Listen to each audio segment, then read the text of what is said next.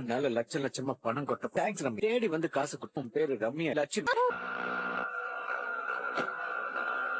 அந்த சேக்கலனா அங்கேயே இவ உயிர் போய் கடைசி நேரத்துல காப்பாத்தி கூட்டிட்டு வந்து அட்மிட் பண்ணிட்டு போயிட்டா. அவ யாருன்னு தெரியலையே. இன்னைக்கு ரம்யா கோமாக்கு போயிட்டா. இப்போதைக்கு இவ எழுந்து வந்து சாட்சி சொல்ல போறது இல்லை. இப்போ மறுபடியும் இவளை போட்டு தள்ள ட்ரை பண்ணி நான் மாட்டிக்கிட்டு ரிஸ்க் எடுக்க கூடாது. டாக்டர் சொல்லுங்க.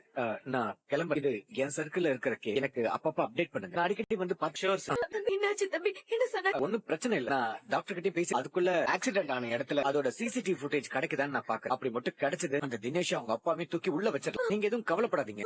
சரி நான் வரேன். எதுக்கு இத்தனை தடவை போன் பண்ணா? பேசிட்டு இருக்கும் போதே கட் பண்ணிட்டா. நேர்ல போய் பா. காந்திமதி பன்னீர் சொம்புல பன்னீர் ஊத்தி வச்சிட்டல, அதனால அது போட்டு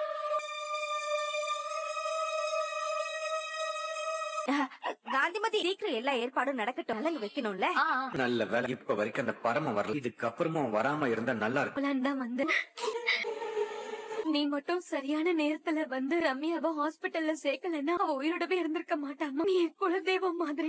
என்னம்மா இப்படி எல்லாம் பேசுறீங்க? ஆமாம்மா, உனக்கு எத்தனை தடவை எவ்வளவு விதமா நன்றி சொன்னாலும் அந்த நன்றி கடன் தீராதுமா. அதான்